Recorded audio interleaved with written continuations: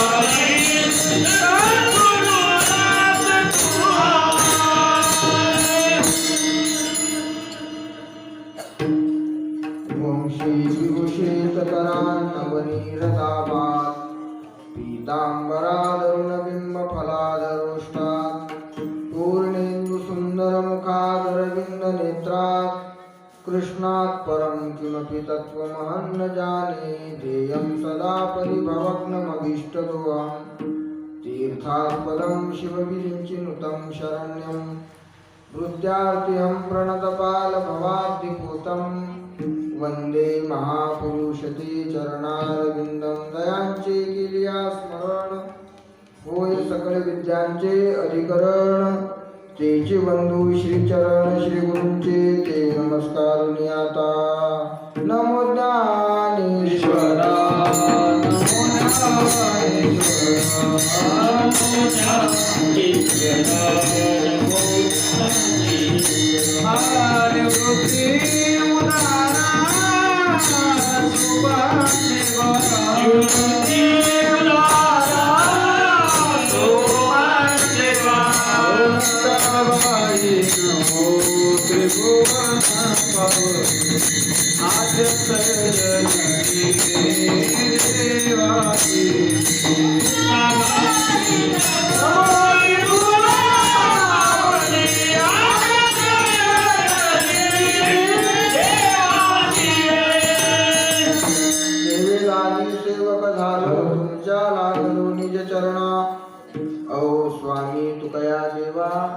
यावरी न करावा भेरू संपाद्य ज्ञानंच विदाय भक्ती विलोकितो येन समाधिराज वैराग्यवंतं सुविचारयुक्तं नमामि योगं शिरसा वृन्तं हे सर्वाद्या सर्वशक्ती हे जगदोद्धारा जगत्पती साह्य व्हावे सत्वरगती या लेकरा कारणी मस्तक हे पायावरी संतान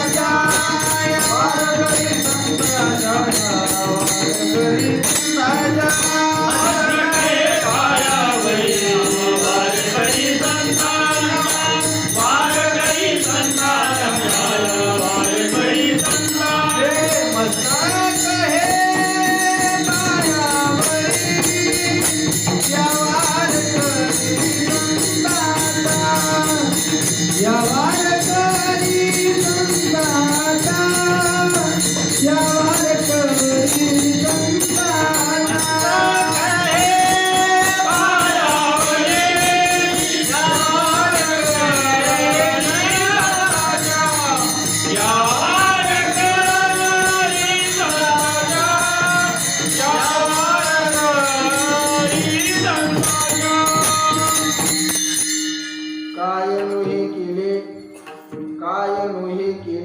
एका चिंतिता विठ्ठले, सर्व साधनाचे सार भव सिंधू उतरी पार. सेवेला घेतलेला अभंग संत श्रेष्ठ, संत शिरोमणी, संत हृदय सम्राट भगवान जगद्गुरु श्री तुकोबारायांचा 4 चरणाचा अतिशय महत्वाचा त्यांच्या अभंग गाथेतील अभंग असून, या अभंगातून जगद्गुरु श्री तुकोबाराय नामाची फलश्रुती, अन्य साधनामध्ये नाम कसं वरिष्ठ आहे, एक नाम घेतल्याने सर्व साधनाचा परिहार त्यामध्ये कसा होतो आणि नाम घेतलंच पाहिजे असा हा आग्रह व्यक्त करणारा तुकोबारायांचा अभंग आहे.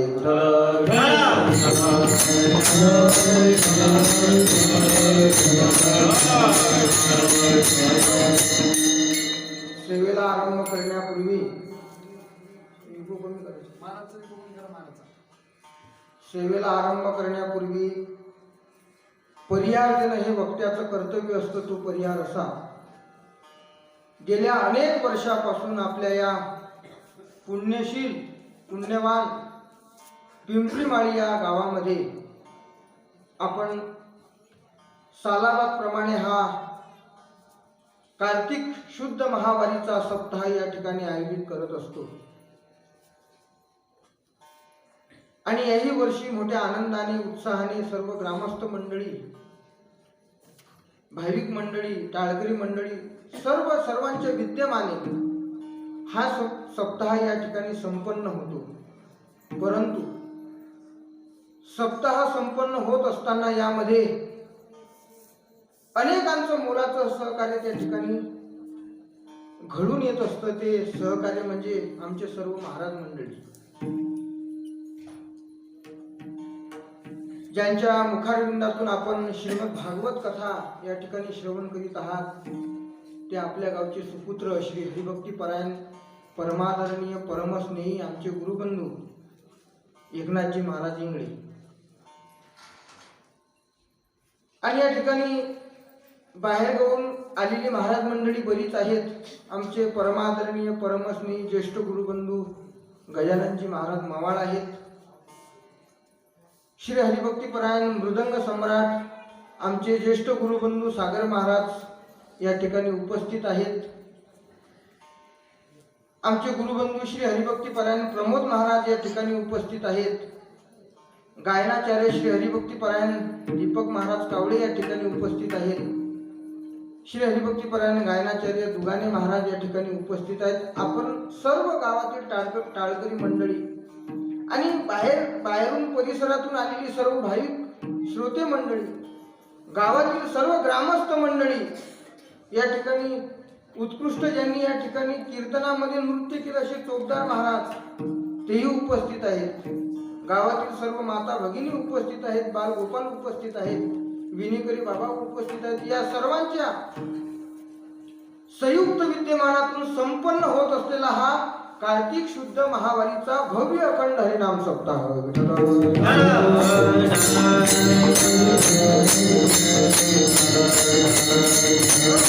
आणि या सप्ताहामध्ये पहिल्या दिवसाची सेवा तुमच्या ग्रामस्थांच्या संयुक्त विद्यमानातून माझ्याकडे आलेली आहे. श्री हरिभक्ती परायण आमचे गुरुबंधू एकनाथ महाराजांनी फोन केला की तुम्हाला पहिलं कीर्तन करायचं आहे. म्हटलं काही हरकत नाही, आमची ती मित्रच आहेत. आणि त्यांनी सांगितल्यानंतर ही सेवा या ठिकाणी मला प्राप्त झाली, घडून आली. आपल्या सर्वांच्या दर्शनाचा योग या ठिकाणी घडून आला. पहिला दिवस आहे आणि पहिला दिवस म्हटला की भगवंताच्या नामाचं चिंतन झालं पाहिजे. कारण परमात्म्याचं नाम जगामध्ये जेवढे मंगल वस्तू आहेत त्याच्यामध्ये मंगल आहे. पवित्राम पवित्रम यो मंगलानांच मंगलम सहस्रनाम मध्ये वर्णन केलेलं आहे. परमात्म्याचं नाम पवित्रामध्ये पवित्र आहे, मंगलामध्ये मंगल आहे. आणि म्हणून अशा मंगल नामाने मंगल सप्त्याचा मंगल आरंभ व्हावा म्हणून या अभंगाची योजना आहे.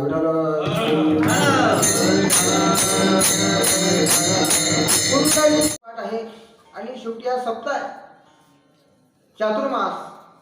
चातुर्मास ही साधना आहे. पंढरपुरामध्ये राहून केली तर आणखीनच फलदायी त्या ठिकाणी होते, परंतु साधना आपण कुठेही केली तरी ते फल देणारीच त्या ठिकाणी असते. आणि गुरुजी नेहमी एक वाक्य सांगायचे की बुवा परमार्थामध्ये केलेलं एवढंच जरी असलं तरी ते फल देणार आहे, आणि प्रपंचामध्ये एवढं जरी केलं तरी त्याचं काही फल आपल्याला प्राप्त होत नाही. आणि म्हणून ही परमार्थाची साधना, चातुर्मासाची साधना आपल्या गावामध्ये अनेक दिवसापासून आहे. आणि हा चातुर्मास संपत असताना शेवटी आपण हा नाम सप्ताह या ठिकाणी आयोजित करता, म्हणून ग्रामस्थांना द्यावे तेवढे धन्यवाद आहेत. पहिल्या दिवसाची कीर्तनाची सेवा सेवेकरता घेतलेला हा जगद्गुरु तुकोबरायांचा अतिशय महत्वाचा अभंग. या अभंगातून नामाचं महात्म्य एका पद्धतीने तुकोबरायांनी आपल्या समोर उद्धृत केलेलं आहे, प्रगट केलेलं आहे की जीवनामध्ये परमात्म्याचं नाम काय करू शकत नाही. महाराजांचे गौरव उद्गार आहेत.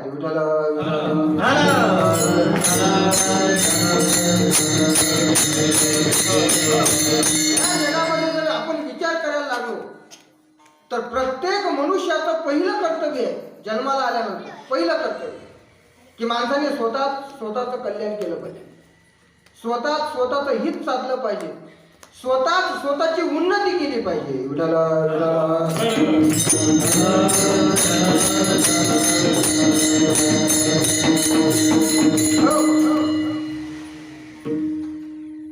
थोडा याचा विकोच एकदम कमी करा, साधा करून टाका.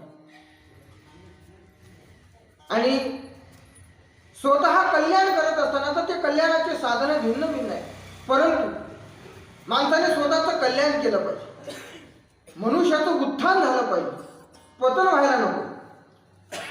आहे त्या परिस्थितीमधून मनुष्य वर गेला पाहिजे. व्यवहारामध्ये पाहतो ना आपण, ज्या परिस्थितीला आपण राहतो, जी स्थिती आपण अनुभवतो, मनुष्य त्याच्यापेक्षा वर जाण्याचा प्रयत्न करतो, खाली येण्याचा प्रयत्न करत नाही.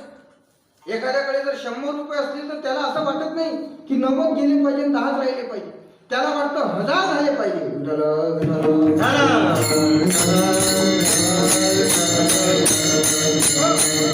मनुष्याच्या जीवनामध्ये मनुष्याला जर परमार्थिक क्षेत्रामध्ये जर उत्थान करायचं असेल तर तो वर गेला पाहिजे, ऊर्ध्व गतीला गेला पाहिजे, खाली जाता कामा नये, पतन तर होऊच नाही. आहे त्या ठिकाणी जरी राहिलो आपण तरी चांगलं आहे, परंतु पतन होता कामा नये. म्हणून वर जाणे शब्दाचा अर्थ होणं उद्धार होणं, कल्याण होणं, हित होणं. मनुष्याने ते पहिलं साधलं पाहिजे. जन्माला आल्यानंतर पहिलं ते काम केलं पाहिजे. जसे शास्त्रकार वर्णन करतात, शतम विहाय भोक्तव्यम सहस्रम स्नानम आचरेत, लक्ष्यम विहाय दातव्यम कोटिम त्यक्त्वाम हरिम भजेत. करोड काम सोडा, पहिल्यांदा भगवंताचं नाम घ्या, त्याच्यामध्ये कल्याण. माणसाने स्वतःचं कल्याण केलं पाहिजे. आणि हे कल्याण कोण करून देणार आहे? या जगामध्ये कल्याणाचा एकच मार्ग आहे, ते म्हणजे संत विठ्ठल.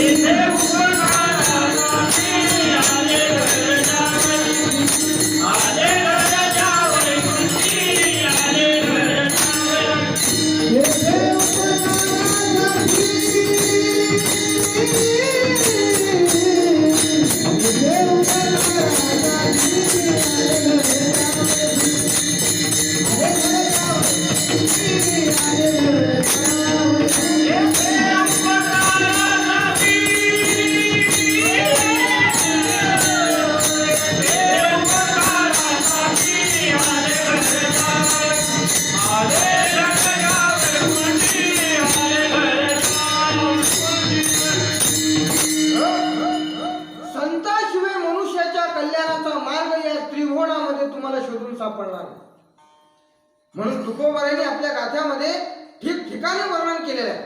उद्धारासी ठाव नाही भाग्यहीना विनमुख चरणा संतांची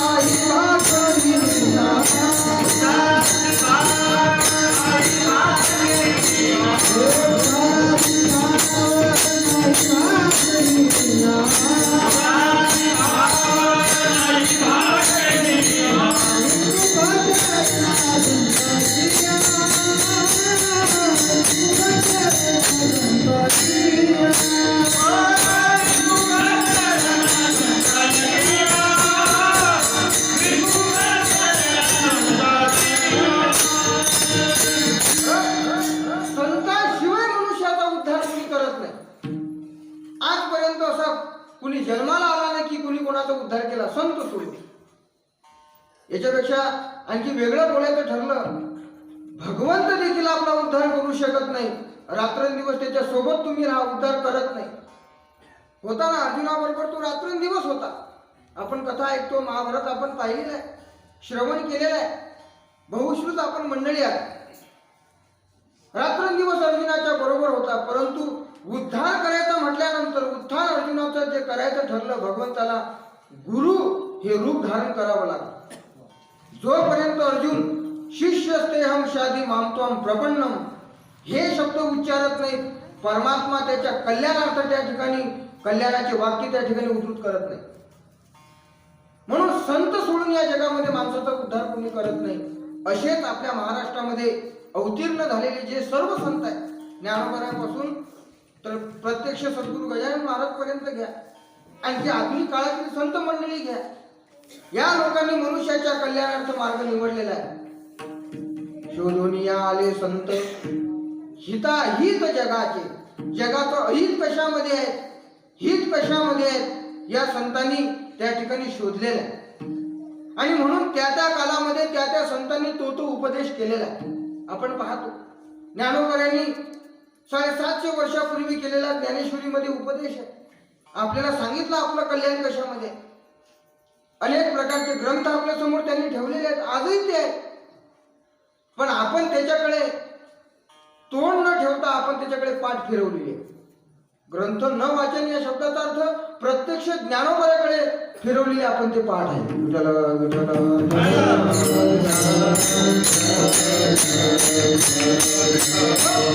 म्हणून हे ग्रंथ नाहीये, प्रत्यक्ष त्या त्या देवतेची ती रूप आहे.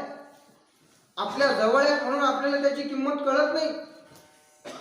भागवत कथा आपण श्रवण करतो, गावोगावी याचे सप्ते होतात, श्रवण करतो आपण. परंतु ती भागवत कथा म्हणजे ती सामान्य ग्रंथ नाही येतो. प्रत्यक्ष कृष्ण परमात्म्याचं वाङ्मय रूप म्हणजे भागवत आहे.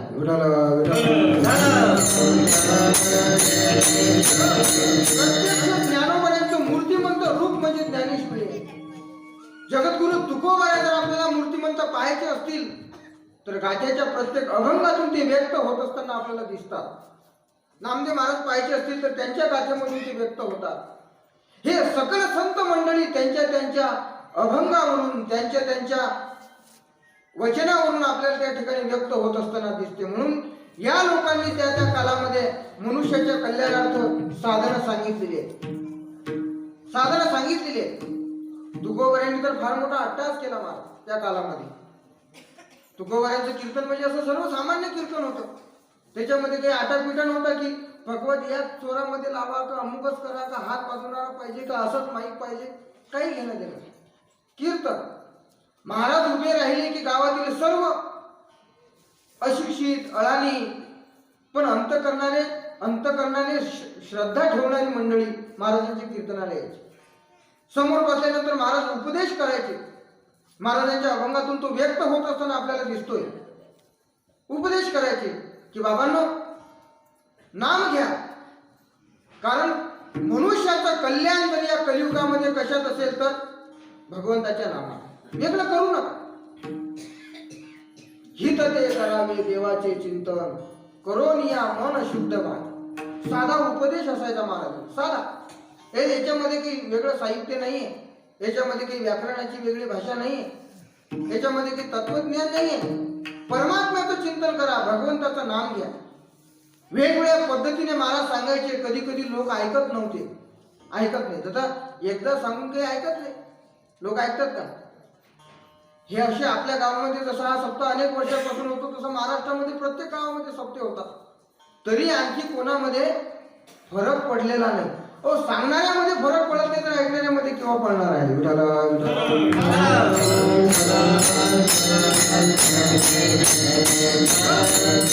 तुकाराम महाराज सांगायचे की नाम घेतलं पाहिजे, कारण कलियुगामध्ये नाम हेच मनुष्याच्या उद्धाराचं साधन आहे. नाम घेतलं पाहिजे. वेगवेगळ्या पद्धतीने महाराज आवेशामध्ये येऊन सांगायचे की नाम घ्या, वेगवेगळ्या शिव्या देऊन ऐकत नाही. अरे एखादा मुलगा, वडील त्याला सांगतो की तुला शाळेत टाकलं तरी ऐकत नाही, त्याला वेगळा धंदा व्यवसाय लावून दिला तरी ऐकत नाही. शेवटी मग बाप जसा काकुलती येतो, शेवटचे उद्गार तो उच्चारतो, ऐकलं पाहिजे म्हणून. शेवटचे उद्गार तो म्हणतो की आता तुझ्या पाया पडू का? पाया पडून सांगतो एवढं तरी कर.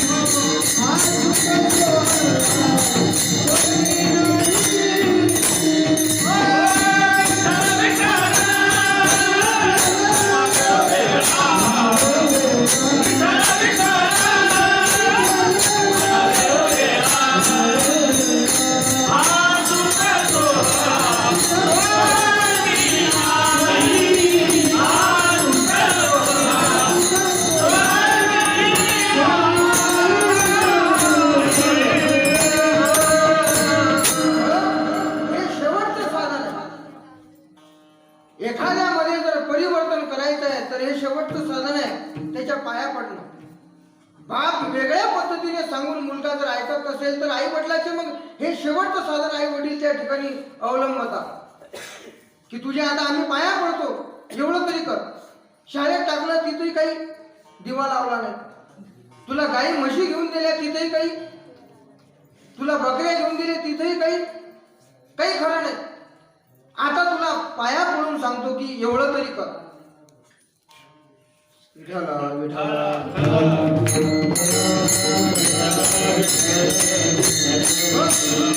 तुकाराम महाराजांनी आपल्या कीर्तनामधून असा उपदेश केला की नाम घ्या. कलियुगामध्ये मनुष्याचं कल्याण उत्थान जर कशामध्ये आहे तर नामामध्ये, भगवंताच्या नामामध्ये. आणि सरळ हा महाराजांचा उपदेश होता. लोक ऐकत नव्हते. मग शेवट महाराजांनी सांगितलं की लागून या पाया विनवितो तुम्हाला, करे टाळी बोला मुखी नाव. विठ्ठल विठ्ठल म्हणा वेळोवेळा, हा सुख सोहळा स्वर्गी नाही. भगवंताचं नाम घ्या, वेळोवेळा म्हणा. महाराज आता वास्तविक पाहता तुकाराम महाराजांनी आपल्या पाया पडावं अशी आपली पात्रता आहे, लायकी आहे का? त्यांचं नाम घेण्याची आपली लायकीने महाराज त्यांनी पाया कधी आपल्या पडावं? तुकाराम महाराजांनी आपल्या पाया पडावं आपली पात्रता नाही आहे, परंतु म्हणून संतांना माऊली का म्हणतात? संतांना आईची भूमिका, आईची योग्यता आपण का देतो त्याचं कारण आहे.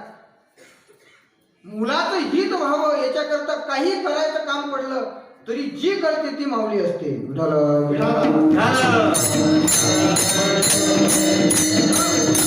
हा समाज आहे त्या परिस्थितीतून, आहे त्या स्थितीतून वर गेला पाहिजे, याचं उत्थान झालं पाहिजे, पतंतर व्हायलाच नको. संतांची खरी तळमळ याच्यामध्ये खाली जाता कामा नये, तो वर गेला पाहिजे.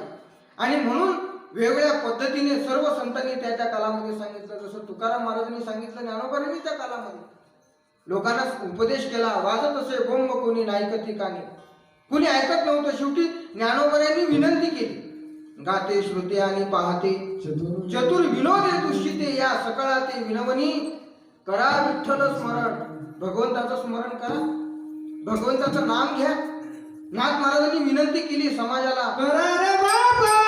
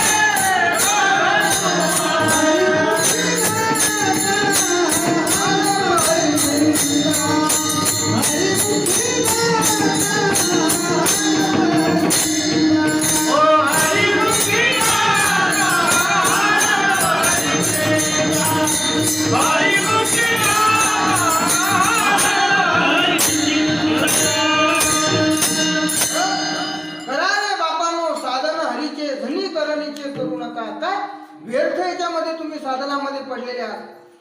सोपं आणि सरळ, साधं, सिंपल, कुठल्याही परिस्थितीमध्ये जे घेता येणारं भगवंताचं नाम आहे ते घ्या.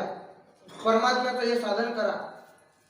हीच माझी विनवणी जोडुनिया कर दोन्ही शरण एका जनार्दनी तुम्ही वासुदेव म्हणा अनुदिनी.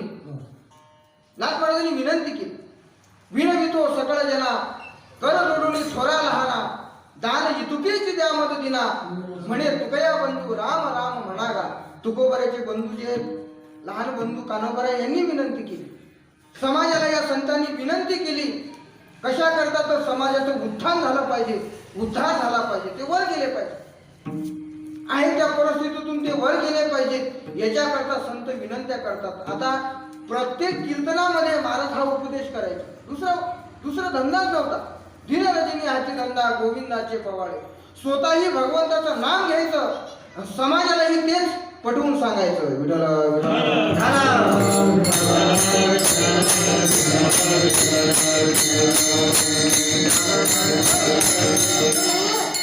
असा विषय नाही की महाराज समाजाला सांगत होते, स्वतः ते घेत होते. कंठी धरीला कृष्णमणी अवघा जनी प्रकाश. आम्ही भगवंताची साधना केली, काय कंठामध्ये कृष्णमणी धारण केला, हे स्वतः केलेलं साधन केल्याचा पुरावा महाराज देतात. समाजाला सांगत असताना सारा सार विचार करा उठा उठी नामधरा कंठी विठोबा.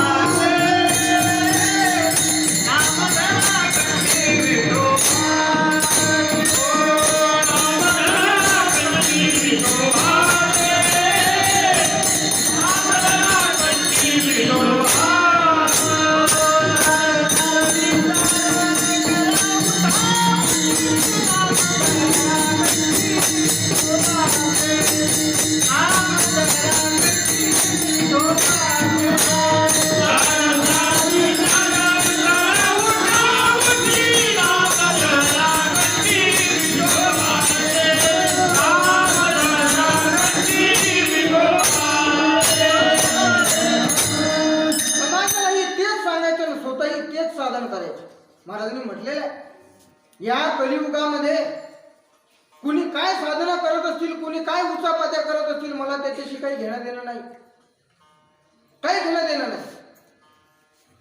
मला केवळ भगवंताच्या नामाशी घेणं देणं आहे. म्हणून महाराजांनी म्हटलेलं आहे, तुकोबारे म्हणतात, कुणी काहीतरी केली आचरणे मद या कीर्तने घेणं नाही. कीर्तन सोडून मी अन्य साधना करणार नाही, केली नाही, करणार नाही.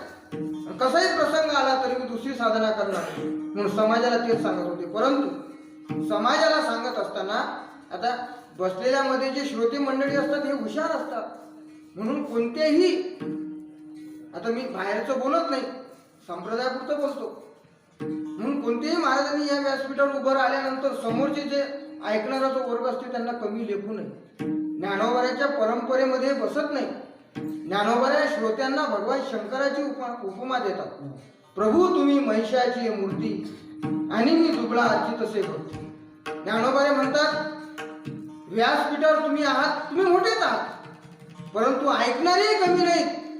ते भगवान शंकराच्या तुळीला ते बसवतात. म्हणून श्रोत्यांना कमी लेखणं ज्ञानोबाच्या परंपरेमध्ये मान्य नाही.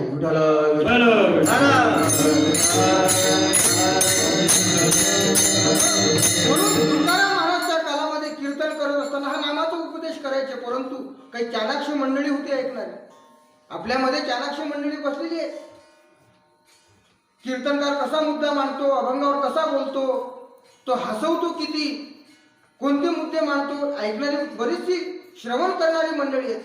आणि म्हणून त्या कालामध्ये कीर्तन संपल्यानंतर महाराजांच्या जवळ ते 5-6 तरुण वर्ग गेला, शिकलेला, सुशिक्षित, चांगला शिकलेला, बुद्धिजीवी, तार्किक महाराजांकडे गेला आणि महाराजांना म्हणायला लागला की महाराज, आतापर्यंत तुमचे 10 कीर्तन ऐकले आणि प्रत्येक कीर्तनामधून तेच, तोच अभंग, तोच अर्थ, हे काही आम्हाला पटलं नाही. ते लोक म्हणायला लागले.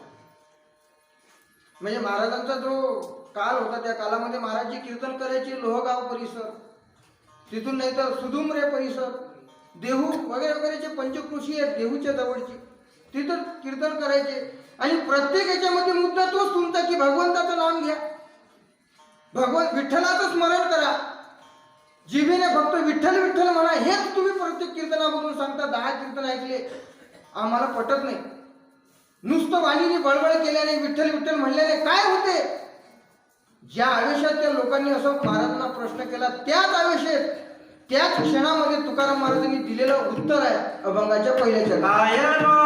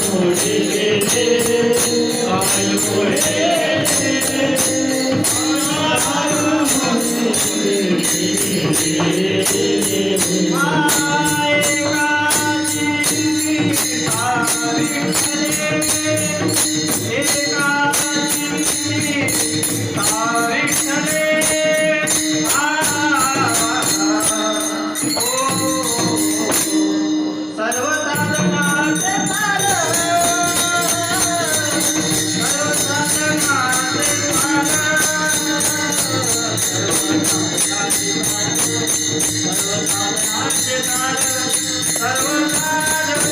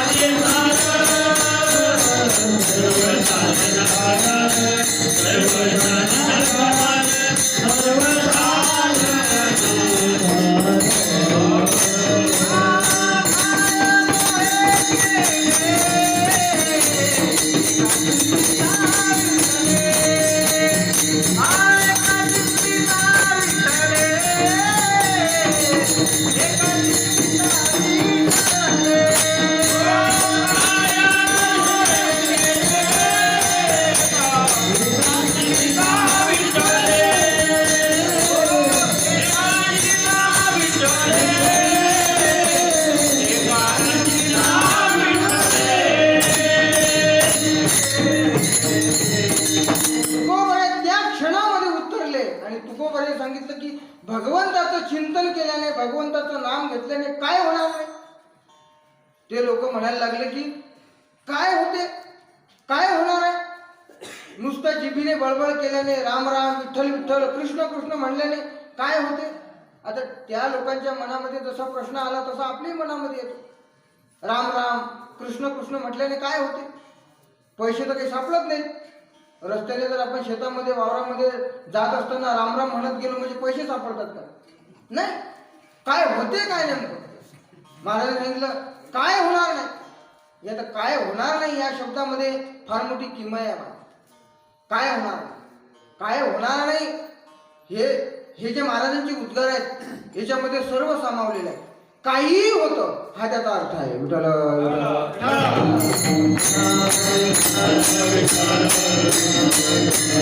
अवघे होती लाभ एकाया जिंकणे, एकाया जिंकणे.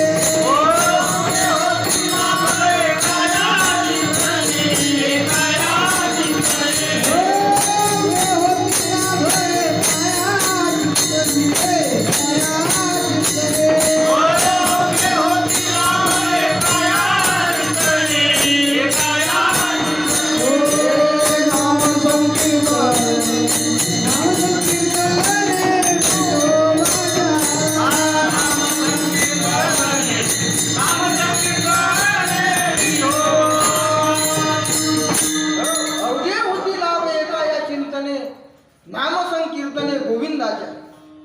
काय तुम्हाला पाहिजे ते मिळवण्याची ताकद परमात्म्याच्या नामामध्ये. तितकी निष्ठा, तितकी श्रद्धा आणि त्याच्याबद्दल असणारा परम आदर आपल्याला त्या साध्यापर्यंत घेऊन जातात. भगवंताच्या नामामध्ये फार मोठी शक्ती आहे. म्हणून जिभेने त्याचा उच्चार केल्याने काय होणार नाही. महाराज ते सांगतात काय हे केले एका चिंतिता विठ्ठल, एका विठ्ठले चिंतिता. काय केले नव्हे, काय होणार नाही. एका परमात्म्याच्या नामाचं चिंतन केल्यानंतर काय होणार नाही. एकदा त्या दरबारामध्ये, अकबराच्या दरबारामध्ये त्या अकबर बादशाला पडलेला हा प्रश्न, त्याच्यामध्ये प्रश्न पडला आणि तो म्हणायला लागला की सभा भरलेली होती, पंडित लोक होते, बाकीचे सर्व प्रधान मंडळी होती, बिरबल हजर नव्हता. आणि त्याने सांगितलं कि क्या बोले हिंदू समाज के लोग है. पूर्वीची मुस्लिम राजवट होती. ये भगवान का भजन गाते, राम राम गाते, कृष्ण कृष्ण गाते हैं, विठ्ठल विठ्ठल गाते. ऐसा गाने से क्या होता है, सिर्फ नाम पुकारने से क्या होता है. अकबर बादशाच्या मनामध्ये प्रश्न आला. आता पूर्वीची राजवट म्हणजे लोकशाही पद्धत नव्हती ना. ती पद्धत सर्व कारभार राजाच्या हातामध्ये, हुकुमशाही त्या ज्याला म्हणतात ते हुकुमशाही होती. कोण बोलणार आहे राजासमोर, बोलणार तो त्याला फासावर. प्रश्न हा होता. सर्व सभा त्या ठिकाणी अचंबित झाली, सर्व विद्वान मंडळी बसलेली होती, परंतु कोण बोलणार आहे. त्याने सांगितलं हो तू, हिंदू समाज के लोग गाते, बोले राम का भजन गाते, कृष्ण का भजन गाते, भगवान का भजन करते, उनसे क्या होता है. कभी ऐसा सुना है आपने. हे बादशाह बोलायला लागला.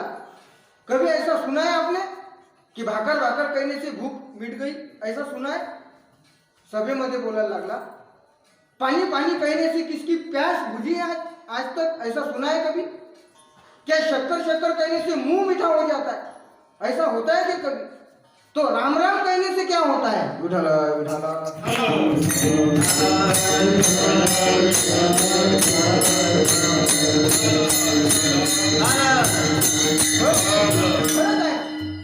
भाकर भाकर म्हटल्याने की कोणाचं पोट भरत नाही, भरलेलं नाही. तर मग शेतात कामाला जात असताना भाकर बांधून देण्याची गरज नाही. निंता निंताच भाकर भाकर भाकर भाकर म्हणायचं पोट भरत राहते, वावरही साफ होते. नाही. बरोबर आहे, अकबराचं बरोबर होतं. शक्कर शक्कर कहण्याचे मुंह मिठा होत आहे. साखर साखर म्हटलेली की तोंड गोड होतं का? होत नाही. बोलायला लागला. परंतु हा दृष्टांत विषम. हा दृष्टांत काय? विषम. परंतु अकबर बोलायला लागला, बादशाह बोलायला लागला. कोण त्याच्या समोर बोलणार आहे? बिरबल हजर नव्हता. दुसऱ्या दिवशी परत सभा भरली आणि पूर्वीचे राजे लोक असे विचित्र होते महाराज. एका गोष्टीचा हट्ट धरला रे धरला, पुरा होईपर्यंत ते पुढे जातच नव्हते. पुरा होईपर्यंत समोर नाही. दुसऱ्या दिवशी परत सभा भरली, परंतु बिरबल हजर होता. मग यांनी राजाने प्रश्न टाकला. बादशाह म्हणायला लागला की बिरबल, कल हमने एक प्रश्न पूछा था, सभी परिजनों से हमने प्रश्न पूछा था कि वो जो हिंदू समाज में लोग भगवान का भजन गाते हैं, राम राम गाते हैं, कृष्ण कृष्ण कहते हैं, उनसे क्या होता है? जीवा नीचे ऊपर करने से क्या मिलता है, क्या लाभ मिलता है, क्या होता है? कभी शक्कर शक्कर कहने से मुंह मीठा नहीं होता, रोटी रोटी कहने से पेट नहीं भरता, पानी पानी कहने से प्यास नहीं बुझती, भगवान का भजन गाने से क्या होता है? आता बिरबल म्हणजे आपला होता. कसा आहे, माणसाने दुसऱ्याच्या धर्मावर व्यंग करू नये, परंतु स्वतःच्या धर्माचा स्वाभिमान असला पाहिजे. दुसऱ्या महाराजांनी, सद्गुरू गजानन महाराजांनी चरित्रामध्ये स्पष्ट सांगितलेले की धर्म बापा ज्याचा त्यांनी प्रिय मानावा प्राण.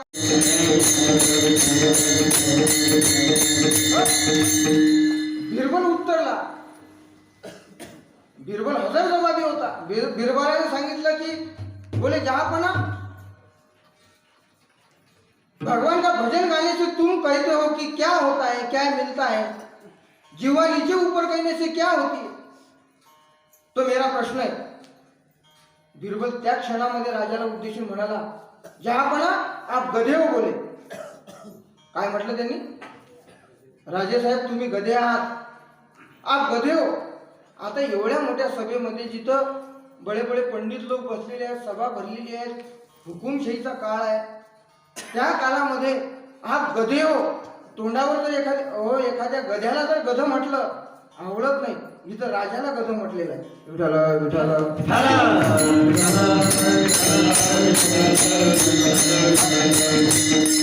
उत्तरला आप गधे हो बोले.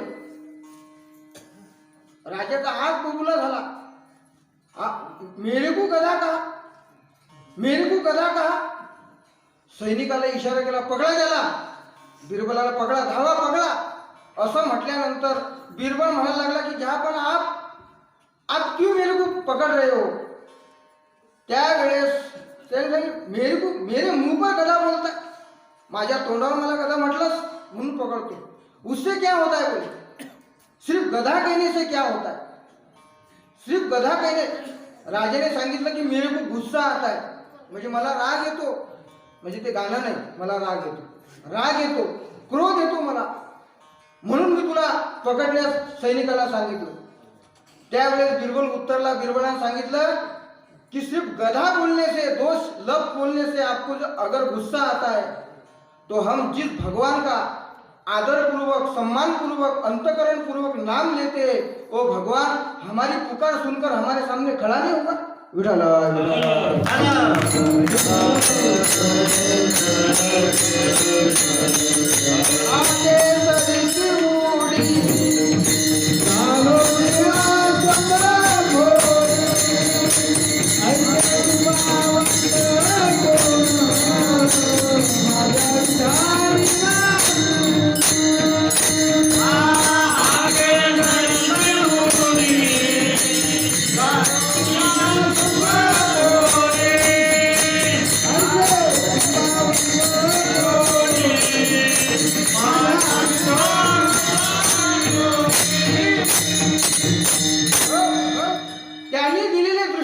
विषम आहेत.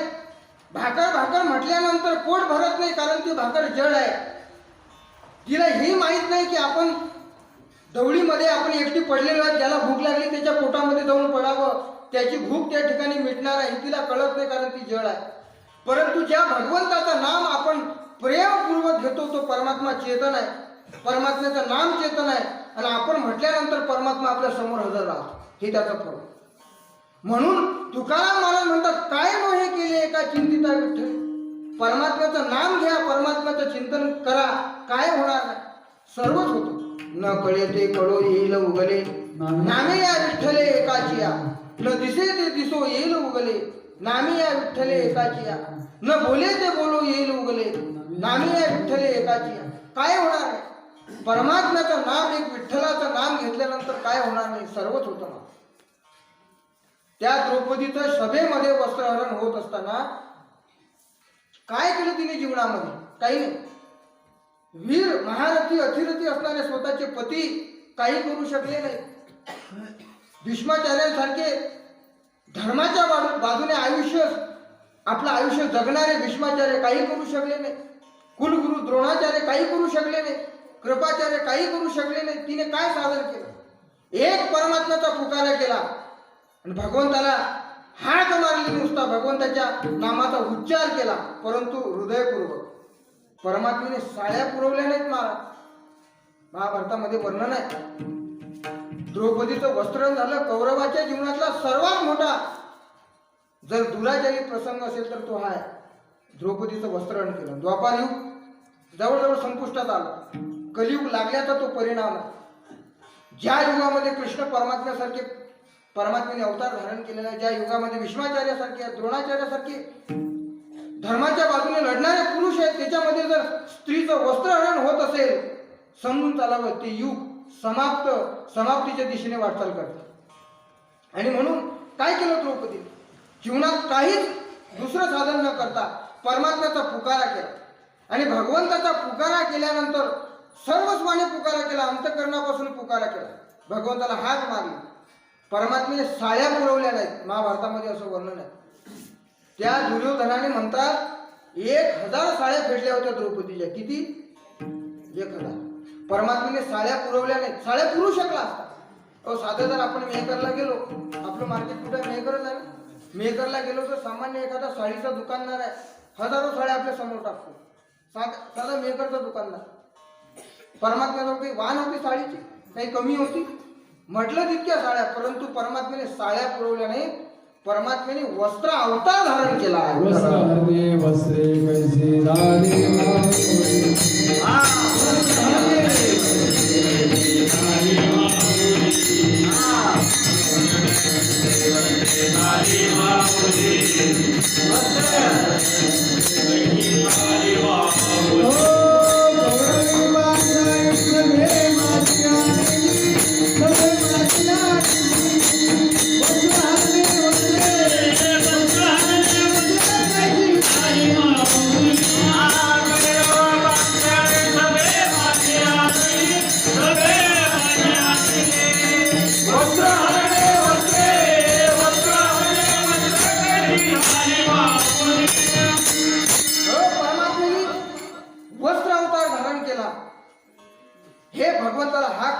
परमात्म्याचं चिंतन केल्याचा तो परिणाम आहे. म्हणून काय नोहे केले एका चिंतिता विठ्ठले.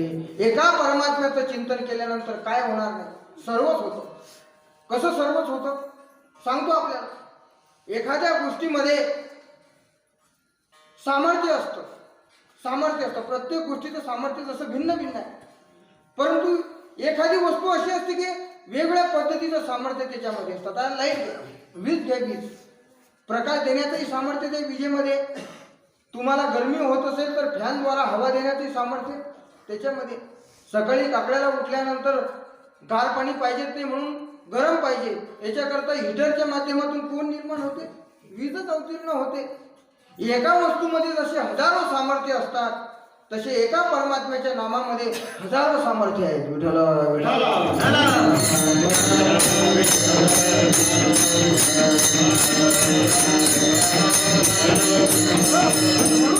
मला सांगतात, भगवंताचं नाम घेतल्यानंतर काय होणार नाही. जगामध्ये भगवंतापर्यंत जाण्याकरता हजारो साधन आहेत. त्या साधनामध्ये सार जर काय असेल तर हे साधन आहे अभंगाच्या दुसऱ्याच्या.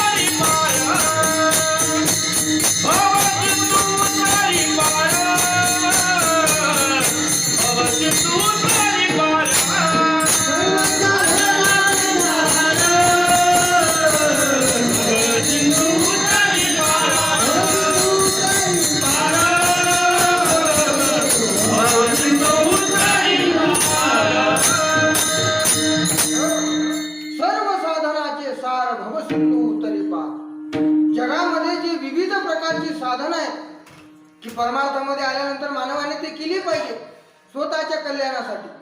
त्या साधनामध्ये सारभूत जर काय असेल तर भगवंताचं नाव. सर्व साधना कशा पद्धतीने, त्याचं उदाहरण ज्ञानोबाने फार सुंदर दिलेलं आहे ज्ञानेश्वरीमध्ये. ज्ञानोबा म्हणतात जगातल्या सर्व तीर्थाचं जर तुम्हाला स्नान करायचं आहे, आंघोळ करायची आहे, सर्व तीर्थ करावेसे वाटतात, मग एक काम करा, मुंबईला जा. तुम्ही म्हणून महाराज हा सल्ला बरोबर देता का चुकीचा देता? मुंबईला तर कोणतं तीर्थक्षेत्र नाही. मुंबईला कसं म्हणतात? तीर्थक्षेत्र नाही, परंतु तुम्हाला तीर्थाचं स्नान करायचं आहे जगातल्या, नुसत्या भारतातल्या नाही, जगातल्या. मुंबईला जायचं, जिथं समुद्र आहे त्या समुद्राचं स्नान करायचं. समुद्राचं काय करायचं? स्नान करायचं. समुद्राचं स्नान केलं की जगामध्ये जेवढ्या नद्या आहेत तेवढ्या नद्याची आंघोळ केल्याचं पुण्य फलित जर काय असेल, समुद्राला स्नान केल्यानंतर आपल्याला प्राप्त. समुद्राला गेल्यानंतर जगातल्या तुम्हाला सर्व रस टाकायचे असतील, रस, आंब्याचा रस, मोसंबीचा रस, संत्र्याचा रस, हे जे वेगळे रस आहेत, कोरोना व्हायरस हा नाही, तो रस नाही, व्हायरस हा रस नाही, हे जे खायचे रस आहेत, हे जर तुम्हाला चाखायचे असतील तर अमृत प्या. अमृत पिल्यानंतर सर्व रस पिण्यात जमाय. तुम्हाला सेपरेट आणून पिण्याची गरज नाही, वेगळी काढण्याची गरज नाही. त्या भांड्यामध्ये, मिक्सरच्या भांड्यामध्ये काढा तर परत धुवा, दुसरं टाका, असं करण्याची गरज नाही. जगातले सर्व रस जर तुम्हाला पाहिजे असतील तर अमृत प्या. जगातल्या तीर्थाचं जर स्नान करायचं असेल तर समुद्राचं स्नान करा, तुम्हाला ते प्राप्त होतं. तसं जगातले सर्व साधनं जर तुम्हाला करायचं असेल तर एक भगवंताचं नाम घ्या, विठ्ठल.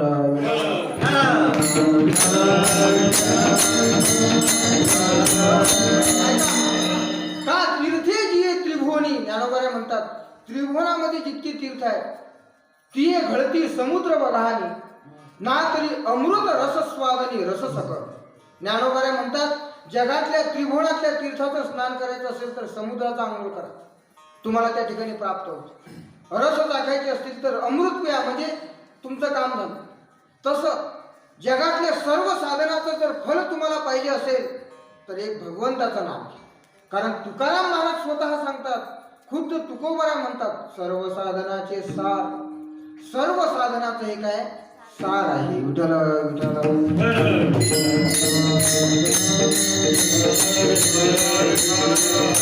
वेगवेगळी साधनं आहेत महाराज, वेगवेगळ्या युगातली साधनं आहेत, परंतु कलियुगामध्ये जर सर्व सार साधन जर काय असेल तर भगवंताचा.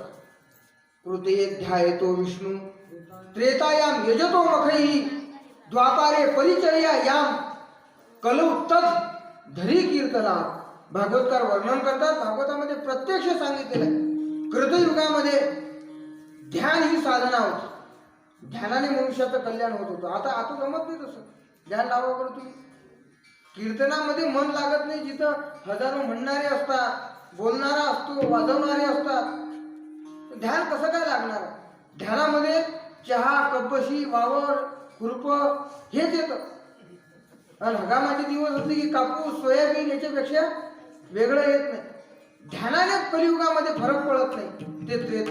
ते कृतयुगाचं साधन. कृतय ध्यायतो विष्णू त्रेतायाम यजतो मखैः. त्रेतायुगामध्ये, रामकाळामध्ये, रामाच्या युगामध्ये यज्ञ करण्याने परमात्मा प्राप्त होत होता. आता यज्ञ जमत नाही. करा बरं तुम्ही यज्ञ. लोकांनी तिथे विजून टाक, आमचं शेत इकडे पेटोशीन हे गंज्या काय कुटाराच्या गंज्यात ते विजून टाक. जमत नाही महाराज, यज्ञ साधनही जमत नाही. आणि कुठं कोणाला वेळ आहे यज्ञ करण्याकरता? चूल पेटवणं माणसाची जीवन येते, यज्ञ केव्हा पेटवणार आहे? विठ्ठल विठ्ठल.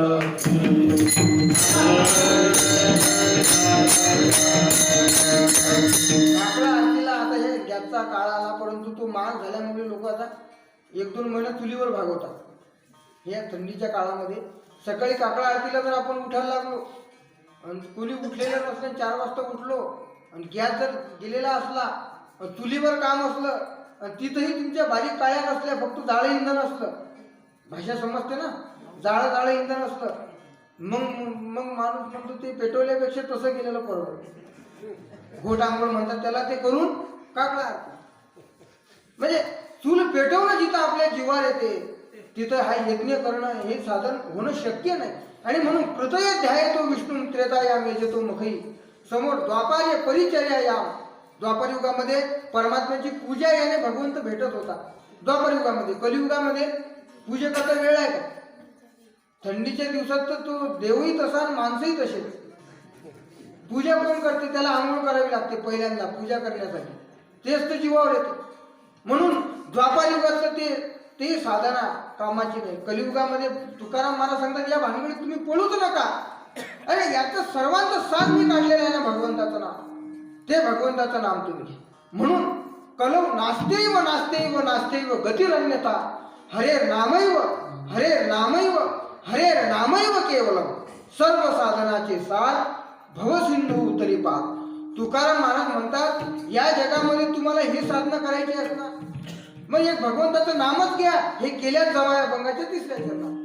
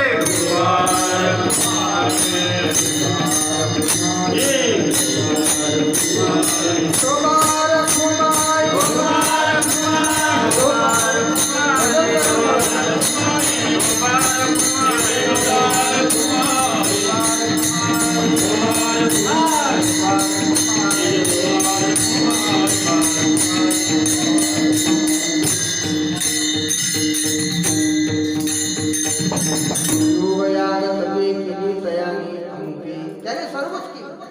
योग याग आणि तप.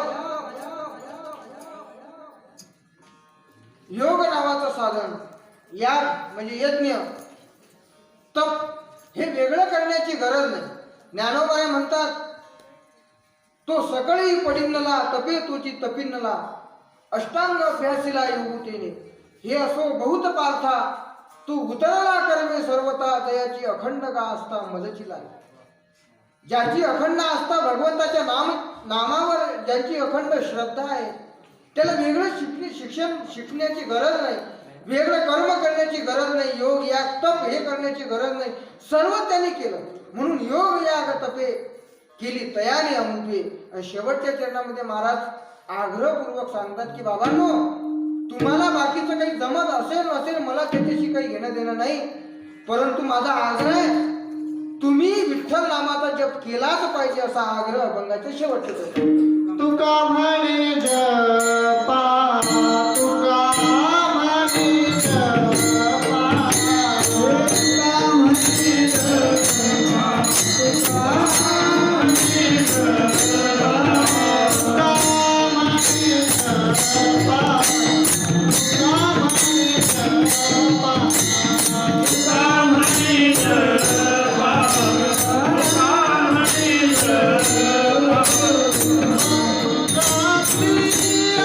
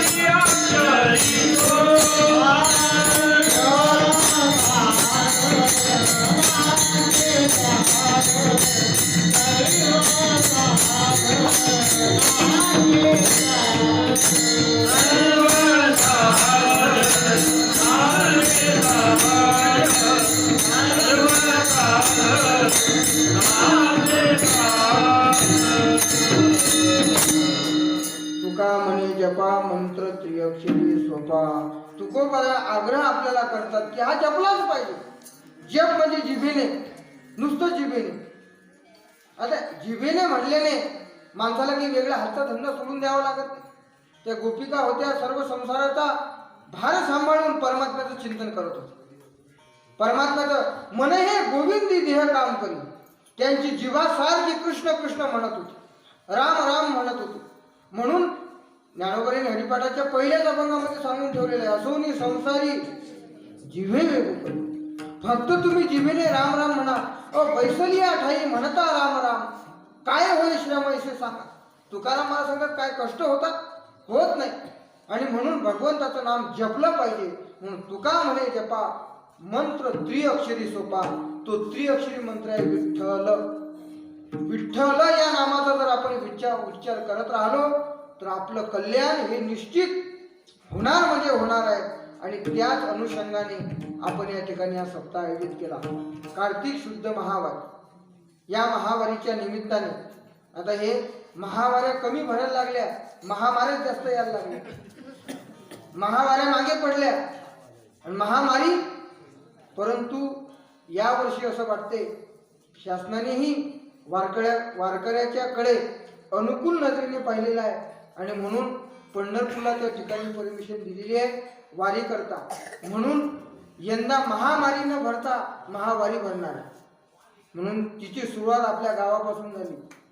आपल्या या गावामध्ये कार्तिक शुद्ध महावारीचा हा अखंड हरिनाम सप्ताह आहे. आणि पंढरपूरलाही त्या ठिकाणी महावारी भरणार आहे.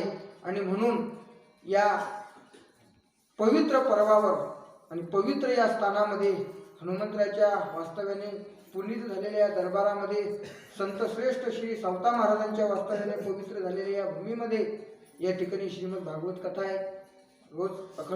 रोज या ठिकाणी अखंड नामाचा जप आहे, हरिपाठ आहे, काकडा आहे, कीर्तन आहे वगैरे अन्य भगवंताच्या नामाची साधना ज्या माध्यमातून होते ते सर्व साधना या ठिकाणी उपलब्ध आहेत.